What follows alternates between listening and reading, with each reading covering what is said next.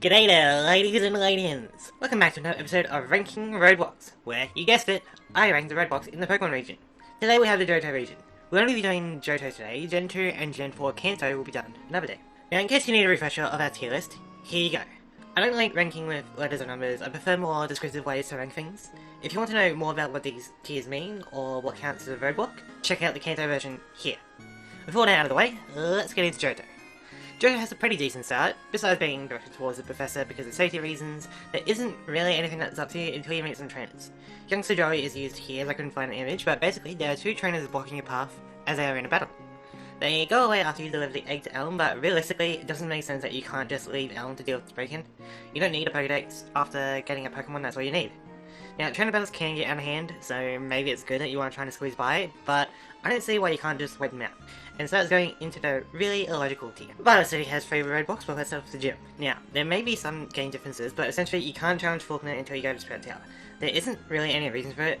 It'd be like preventing you from going grocery shopping until you check out a National Museum. Needless to say, that is not a good enough excuse. To the left of Violet City is a tree. Now, while HM trees are excusable, this is actually not a tree. It's a pseudo-widow. Now, it makes sense for it to be surrounded by forest, but it does make you wonder if there really is no way around it. It does sound like a roadblock that you could go around, but I'm willing to accept that there's a logistical reason for this narrow path. What I can't excuse is the placement. It couldn't have been one step in any direction, but why here is home for you, pseudo-widow. Now, I couldn't find a good image of the guy that prevented you from going south, so here's the placement image. Basically, he won't let you pass until you beat Faulkner, which is weird because the gym isn't really your priority.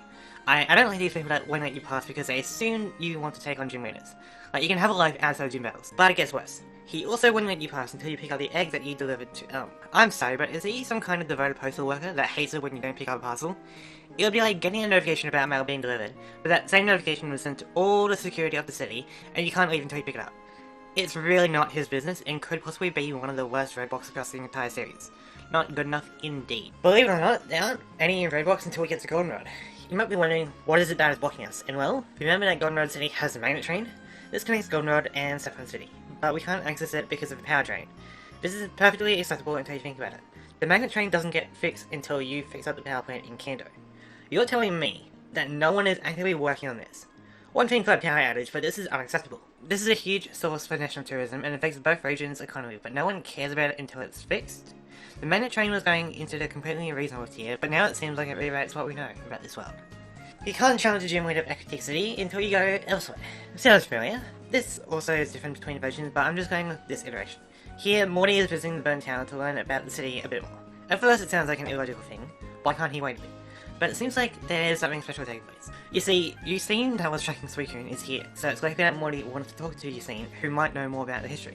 This is kind of a chance opportunity to learn more. Not only that, but we can imply that the beast being here is not a normal occurrence. This kind of feels like a window of opportunity for Morty to be here. Now yes, you don't really need to know 90% of the city to be its gym leader, but I think that this is a rare enough opportunity to ignore that for now. I'm putting Morty in the completely reasonable category, even though you may disagree. Another gym leader already was Jasmine. She is currently away tending to a sick Ambrose. But not just any Ambrose. Amphi is responsible for lighting up the lighthouse. This is very important for a portside city. Perhaps it's not the gym leader's responsibility for this, but they are kind of like the authority in the Pokemon world. I know, it's weird, but it means that this is actually a responsible thing for her to do. And even though she needs some assistance, I think it is completely reasonable for her to tend to the MVP of the city. With a lighthouse comes ships. And let's not beat around the bush, there isn't really a reason why you can't get on the SSN. I mean, you don't have a pass, but you also can't buy one. They do seem to be a luxury item that lasts forever, so it could be a completely reasonable roadblock, but I am assuming that they should be purchasable. Even if it was a one-way ride, personally I think there is no good excuse for this. Ah, right. This is to represent the guy that stops you from going to Blackthorn City from Malcolm Town. He's a very pushy salesperson trying to sell off Rage Candy Bar, and he really wants you to look around. He might also be a part of Team Rocket. It's been a while. In any case, he doesn't have a good excuse from going towards a larger city. There's a guy blocking the Mahogany Gym. He just wants you to do some sightseeing. This is pretty straightforward, there's not a good excuse. We have a 2-for-1 up next. Basically, these images are to represent the person blocking you in Well Isles and in the Tin Tower. In terms of lore, there shouldn't be any issue with going, as the legendaries won't appear for trainers that aren't worthy, but I think the idea is that you might vandalize the area. It's a pretty sacred site, so I find it unreasonable that you can't access them initially. Finally, we have the Dragon's Den. You can't access this until you need to prove your worth after being Claire. This spot is either a generational training ground or tied to being the Dragon's Home gym leader. I'm not entirely sure, but once again, this is a sacred site, so it goes into completely reasonable. And that's it for the Johto side. An honourable mention to the Ilex first. While there is a lot to do here, nothing besides the trade is preventing travel, so it doesn't count. Johto's roadblocks are kind of avoided to get past. Most of these aren't done in 1 or 2 steps, for example. But in any case, that was my tier list of ranking the roadblocks of Johto. Do you agree with my placements? Have I forgotten any? Let me know in the comments below. Thank you for watching.